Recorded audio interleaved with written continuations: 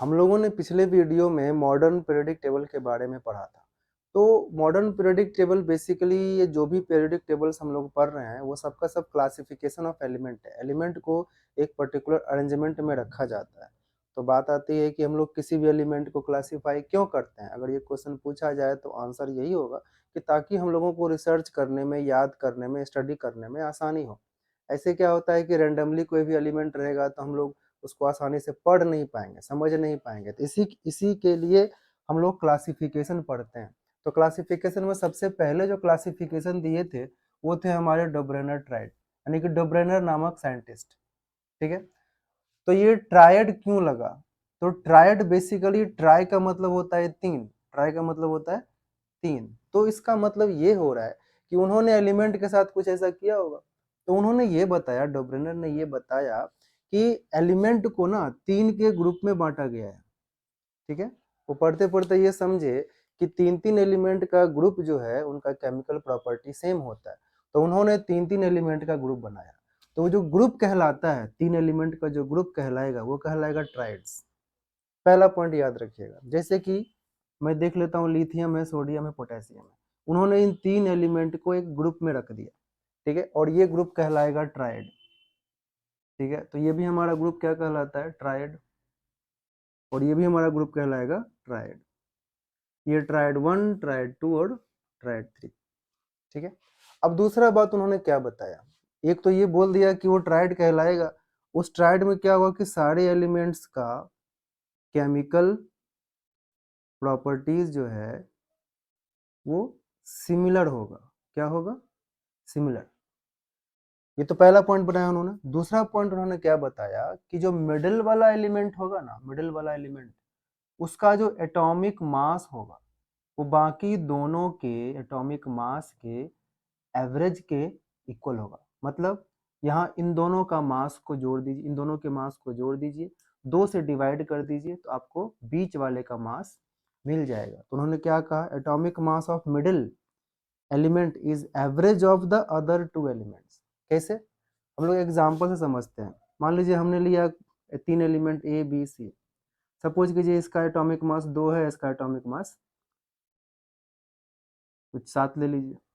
ठीक है, तो बीच वाले का कैसे निकालें? तो सिंपल सी बात है। तो बीच वाला किसके इक्वल होगा? तो 2 + 7 करते हैं। 2 + 7 डिवाइड बाई 2, तो कितना हो जाएगा? 9/2, दैट इज 4.5। तो इसका जो एटॉमिक मास होगा वो 4.5 के आसपास होगा। 4.5 हो सकता है, 4.6 या 5 हो सकता है, लेकिन उसी के आसपास होगा, एक के डिफरेंस पे रहेगा ये। तो इस तरह से अगर आप कहीं पर भी चेक कीजिएगा तीनों ट्राइड में, तो तीनों ट्राइड में क्या देखने को मिलता है कि लिथियम, सोडियम, पोटेशियम। इसका लिथियम का है 7, सोडियम का है 23 और पोटेशियम का है 39। अगर मैं इन दोनों को ऐड करके यहाँ ऐड किया, मैंने 2 से डिवाइड किया, तो मिलता है हम लोगों को 23। इसकी बात करेंगे कैल्शियम, स्ट्रोंशियम और स्ट्रोंटियम और बेरियम की। तो यहाँ पे कैल्शियम का 40 है, इसका स्ट्रोंटियम का 87 है और बेरियम का 137 है। तो क्या समझेंगे हम लोग? ट्राइड ने क्या कहा, डोब्रेनर ने क्या कहा, इसको और इसको ऐड कीजिए, 2 से डिवाइड कीजिए, कितना आ रहा है? 88.5, अप्रोक्सीमेटली 87 के आसपास। इसमें वही कहानी है, क्लोरीन, ब्रोमीन और आयोडीन। यहाँ पर भी इन दोनों को ऐड करके 2 से डिवाइड किया तो लगभग लगभग इसके बराबर आता है। ठीक है, तो ये तो हो गया डोब्रेनर ट्राइड के कुछ अचीवमेंट, उन्होंने क्या क्या दिया। ठीक है, तो उसका कुछ, अब इसके बाद का जो टॉपिक है, इसमें जो क्वेश्चन आता है वो आता है what is the advantage of Dobereiner triads and what are the limitations. तो एडवांटेज यही है कि सबसे पहले डोब्रेनर ही था जिसने ये बताया कि एलिमेंट्स जो है ना उसको इस तरह से भी देखा जा सकता है कि उनका केमिकल प्रॉपर्टी सेम है। मतलब पहले किसी को आइडिया नहीं था कि कुछ एलिमेंट्स के केमिकल प्रॉपर्टीज सेम हो भी सकते हैं, लेकिन जब डोब्रेनर ने ये चीज स्टार्ट किया तब सबको आइडिया आया कि हाँ, हम लोग एलिमेंट को कैटेगराइज कर सकते हैं on the basis of their chemical properties. तब से स्टार्ट हुआ। तो ये एक उसका पहला अचीवमेंट होता है। तो उसका मेरिट्स में क्या लिखिएगा? Give the clue to look at elements as a group of similar properties. दूसरा है could predict the atomic mass of middle elements. मतलब अब ये जितने भी ट्राइड उन्होंने दिए उनके मिडिल एलिमेंट का एटॉमिक मास प्रेडिक्ट किया जा सकता है। ये तो एक सत्य है, ये तो है फैक्ट कि यहाँ कुछ एलिमेंट्स का जो है मिडिल मिडिल एलिमेंट जो है उसको बाकी दोनों को ऐड करके एवरेज निकाल के हम लोग उसका एटॉमिक मास निकाल सकते हैं, ये तो सत्य है। तो इसके हिसाब से ये दो पार्ट जो है, दो लाइन इसके एडवांटेज हो जाता है। लेकिन सिर्फ दो एडवांटेज से काम चलने वाला है नहीं, इसको भी फिर डिस्कार्डेड कर दिया गया भाई साहब कि आपका सब जगह सारा आप सिर्फ 3 ही ट्राइड बना पाए, बाकी सारे एलिमेंट्स का क्या, वो सारे एलिमेंट्स कहाँ जाएंगे बेचारे। तो इसी के लिए इनका जो लॉ है उसको हटा दिया गया। तो डिमेरिट्स में क्या लिख सकते हैं, could not arrange all the elements, सारे एलिमेंट्स का अरेंजमेंट नहीं कर पाए। दूसरा है failed for very low and very high atomic masses, बहुत लो एटॉमिक मासेस हाइड्रोजन हीलियम के लिए जो है वो फेल हो गए, वेरी हाई एटॉमिक मासेस के लिए भी उनका ये लॉ फेल हो जाता है। इसीलिए डब्रेनर ट्राइड में बस इतना ही है, आपको सब समझना है कि पहले उन्होंने क्या दिया, उसका मेरिट्स क्या है, डिमेरिट क्या है। तो क्वेश्चन आपको आएगा इस पहले डायग्राम से, इस बॉक्सेस से, वो सिंपल क्वेश्चन दिया हुआ है, पहले आ चुका है कि आपका दो अलग अलग एलिमेंट का एटॉमिक मास दिया हुआ है, उसके मिडिल वाले एलिमेंट का एटॉमिक मास निकालना है। ठीक है, सिंपल है। दूसरा है कि उसका एडवांटेज बताइए, डोब्रेनर ट्रायड का एडवांटेज क्या है, उसका डिसएडवांटेज क्या यानी कि डिमेरिट्स क्या है। तो इस तरह का क्वेश्चन यहाँ से क्लियर हो जाएगा। डोब्रेनर का जब रूल रिजेक्ट हुआ तब न्यूलैंड का रूल आया। तो डोब्रेनर ने 3-3 का ग्रुप बनाया था जो कि सारे एलिमेंट्स के लिए तो था नहीं, लेकिन न्यूलैंड ने क्या किया, 7 का ग्रुप बनाया और उसने ये ऑब्जर्व किया कि ये जो सातों ग्रुप है वो म्यूजिकल स्ट्रीम से रिलेटेड है। ठीक है, म्यूजिकल आपको लेटर दिख रहा है, सा रे गा मा पा धा नी। सा जो है वापस कहाँ आ रहा है, 1 नंबर पे आ रहा है, यानी कि 8वां एलिमेंट वापस फर्स्ट एलिमेंट के सिमिलर हो जाता है। तो समझिए जब हम लोग एलिमेंट्स को इंक्रीजिंग एटॉमिक मास के टर्म पे रखते हैं, ठीक है, तो जो 8वां होगा वो कहाँ आ जाएगा, पहले के साथ में। तो इसी नियम को हम लोग कहते हैं लॉ ऑफ ऑक्टेव। ठीक है, तो लॉ ऑफ ऑक्टेव से क्वेश्चन भी आया कि what is the Newlands law of Octave. तो कैसे हम लोग लिखेंगे, when elements are arranged according to the increasing order of atomic mass then every 8th element will be similar to the first element। ठीक है, वैसे ही सेकंड रो में चलेंगे हम लोग, तो 8वां एलिमेंट जो होगा वापस कहाँ आ जा रहा है, पहले के साथ में। तो मोस्टली आप ये देखिए कि हाइड्रोजन फ्लोरीन क्लोरीन ये सब बाकी जो भी हैं सिमिलैरिटी बहुत हद तक देखने को मिलती है, इसमें भी सिमिलैरिटी देखने को मिल रही है। तो ये सारा बेसिकली हो जाता है हम लोगों का न्यूलैंड ऑक्टेव लॉ। तो लॉ ऑफ ऑक्टेव भी कहेंगे हम लोग इसे। अब आती है बात कि इसका डिमेरिट और मेरिट क्या है। तो जब डिमेरिट सर्च किया गया, आगे देखा गया अच्छे से, तो पता चला क्या कि सिर्फ ये कैल्शियम तक ही एप्लीकेबल है, उसके बाद ये एप्लीकेबल है ही नहीं। कैल्शियम तक तो सब ठीक चल रहा था, लेकिन उसके बाद एल्युमिनियम के साथ क्रोमियम का कोई नाता रिश्ता नहीं है, यानी बाकी जितने भी एलिमेंट हैं वो अपने ऊपर वाले के साथ में उतना सिमिलैरिटी नहीं रखते हैं। इसीलिए इसका पहला डिमेरिट हो जाता है कि ये applicable up to calcium.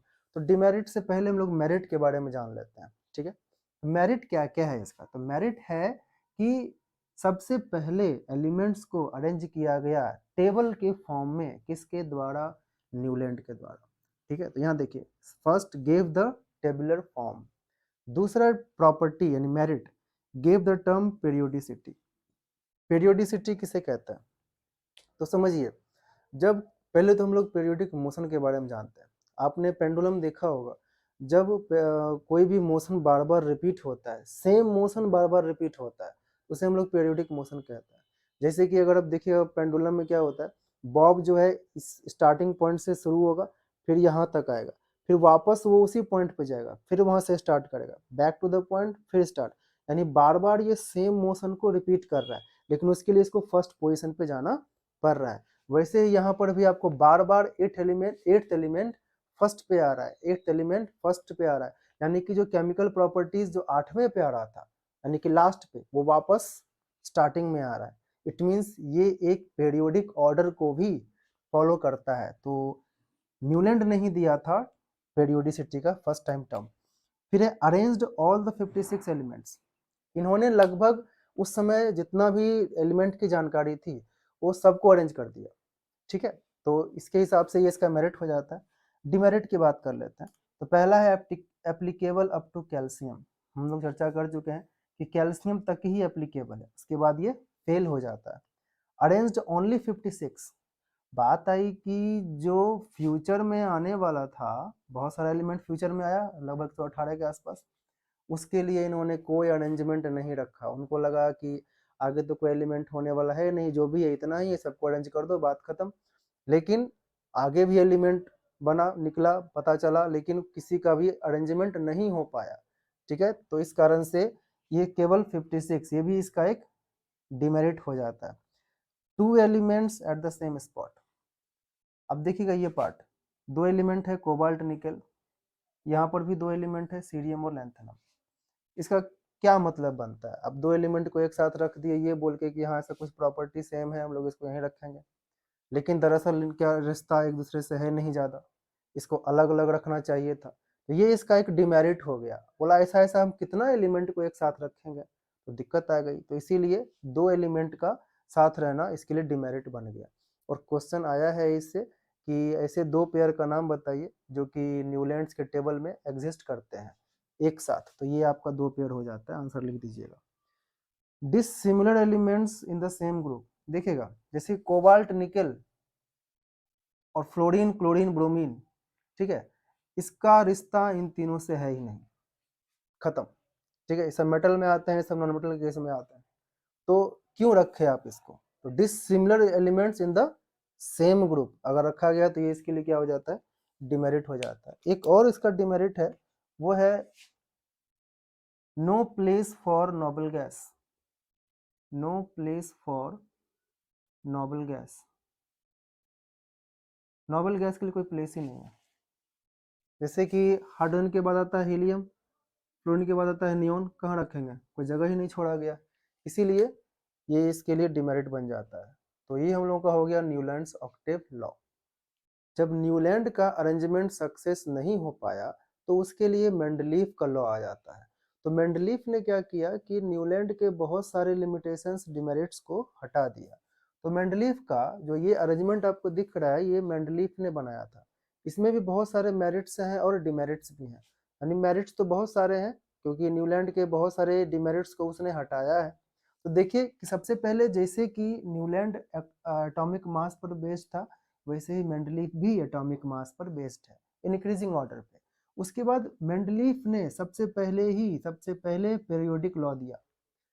Periodic law क्या कहता है कि जितने भी एलिमेंट का केमिकल प्रॉपर्टीज है वो पीरियोडिक फंक्शन है किसका? उसका एटॉमिक मास का। तो पीरियोडिक लॉ आता है क्वेश्चन कि what is the Mendeleev's periodic law. आपको बताना है कि the chemical and physical properties of elements are periodic function of atomic mass. मतलब एटॉमिक मास जैसे जैसे वेरी करेगा वैसे वैसे उसका केमिकल प्रॉपर्टीज भी वेरी करता है। ठीक है, तो मेंडलीफ ने एक टेबल बनाया, उस टेबल में आपका 8 ग्रुप रखा गया और 7 पीरियड। देखिए यहाँ से लेके वहां तक 1 2 3 4 8 तक, ये ऊपर वाला पार्ट जैसे हम लोग जा रहे हैं वो ग्रुप है। ठीक है, ये पूरा पूरा का पार्ट ग्रुप है। और जो हम लोग ये लाइन देख रहे हैं ना, ये 1 2 3 4, ये सब के सब पीरियड कहलाता है। तो किसी भी ग्रुप में, किसी भी पर्टिकुलर ग्रुप में सारे एलिमेंट्स का केमिकल प्रॉपर्टीज सिमिलर होता है। ध्यान दीजिएगा, ग्रुप में केमिकल प्रॉपर्टीज सिमिलर होता है, बट पीरियड में लेफ्ट से राइट अगर जा रहे हैं हम लोग तो उसका केमिकल प्रॉपर्टीज वेरी करते जाता है। एक टाइम के बाद फिर से वो वापस उसी जगह पे आता है, स्टार्टिंग पॉइंट पे आता है, जहां से फिर से उसका सिमिलैरिटी पहले वाले ग्रुप से मिलता जुलता रहता है। तो ध्यान देने वाली बात है, ग्रुप में केमिकल प्रॉपर्टीज सेम, पीरियड में केमिकल प्रॉपर्टीज डिफरेंट। तो ये हम लोगों का हो जाता है ग्रुप एंड पीरियड के बारे में।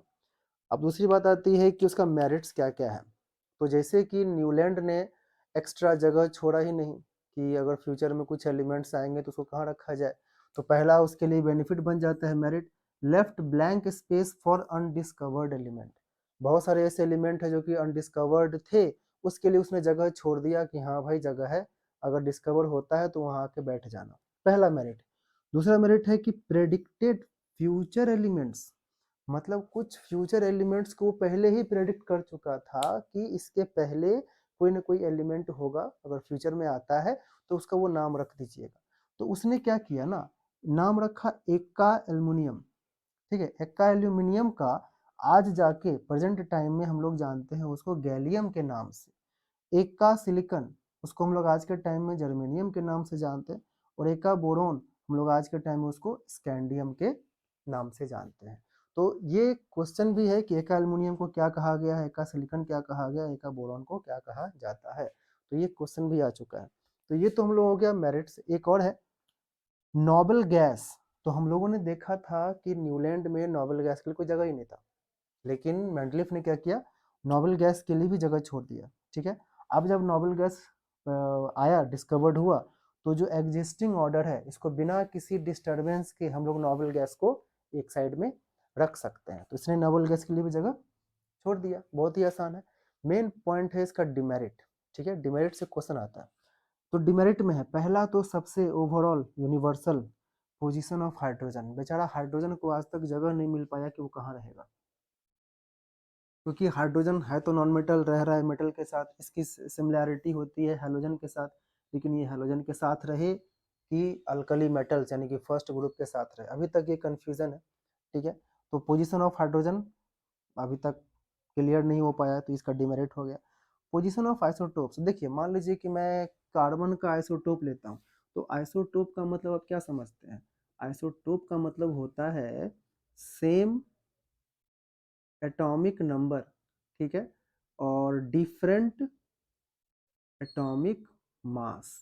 ध्यान दीजिएगा, हम लोग जो अभी देखेंगे ना वो इस पर समझेंगे। Atomic mass, different atomic mass, ये जो अरेंजमेंट है वो एटॉमिक मास के बेस पे है। अगर एटॉमिक मास अलग होगा तो उसका पीरियड और ग्रुप भी अलग होगा, साथ नहीं रख सकते। ठीक है, तो एटॉमिक मास पर अरेंज्ड है और आइसोटोप का एटॉमिक मास अलग है, इस वजह से उसे अलग रखना चाहिए। लेकिन क्या किया उसने, कार्बन बोला कि सबको एक ही जगह पे रख दो, जो भी आइसोटोप है सबको एक जगह पे रख दो। तो ये तो डिमेरिट हो गया ना। आपने बोला कि एटॉमिक मास के हिसाब से रखना है, लेकिन आप एटॉमिक मास के हिसाब से रख ही नहीं रहे, आप सबको एक जगह रख रहे हैं, तो गलत बात हो जाती है। ये इसका डिमेरिट बन गया। उसके बाद है तीसरा, dissimilar elements placed together. Dissimilar कहने का मतलब देखिए, ये जो है लिथियम, सोडियम, पोटेशियम, ये तीनों, और कॉपर, AgAu, ध्यान दीजिएगा आज के टाइम में ये तीनों एलिमेंट सबसे हाईली रिएक्टिव हैं, लेकिन ये तीनों एलिमेंट बहुत ही लो रिएक्टिव एलिमेंट है, मतलब इनको कोई रिएक्टिविटी में कोई कंपैरिजन ही नहीं है। तो ये हाईली रिएक्टिव मेटल और लो रिएक्टिव मेटल को साथ में क्यों रखे हो, ये भी इसके लिए एक प्रॉब्लम हो गया कि डिसिमिलर एलिमेंट्स को साथ में रखा गया है, तो ये भी इसका डिमेरिट हो जाता है। फिर है अनोमलस पेयर ऑफ एलिमेंट्स। इसमें क्या हो रहा है ना कि कुछ ऐसे पेयर हैं जिनका कि वो उल्टा पुल्टा अरेंजमेंट कर दिया है हमारे हिसाब से। जैसे कि यहाँ पर 1 है, यहाँ पर ये मान लीजिए कि ये 3 है, ये सबसे पहले रखा गया है क्योंकि इसका एटॉमिक मास कम है। ये इसके बेरिलियम इसके बाद है क्योंकि इसका एटॉमिक मास बेरिलियम का लिथियम से ज़्यादा है, तो मैंने बाद में रखा। बोरोन का और ज़्यादा है तो मैंने बाद में रखा। तो इंक्रीजिंग ऑर्डर में हम लोग रख रहे हैं कि जैसे जैसे एटॉमिक मास बढ़ रहा है वैसे वैसे एलिमेंट को रखते जा रहे हैं। लेकिन यहाँ पर देखिए टेल्यूरियम और आयोडीन के केस में इसका मास ही कम है, लेकिन इसको बाद में रखें, इसको रहना चाहिए था पहले, इसको रहना चाहिए था बाद में। बोला ऐसा क्यों भाई, तो ये भी गड़बड़ हो गया। तो एनॉमलस पेयर, ये भी क्वेश्चन आता है कि what are the anomalous pair in Mendeleev's periodic table, तो ये दोनों का नाम ले सकते हैं। रीजन क्या है तो ये बता दीजिएगा कि इसका 126 है, 127 है, एक्सप्लेन कर दीजिएगा उसको कि इसका मास कम होने के बावजूद भी इसको बाद में रखा गया है और ज्यादा होने के बावजूद भी इसे पहले रखा गया है। ठीक है, तो ये हम लोगों का ओवरऑल सारा मेंडलीव पीरियोडिक टेबल का बेसिक कॉन्सेप्ट हो गया।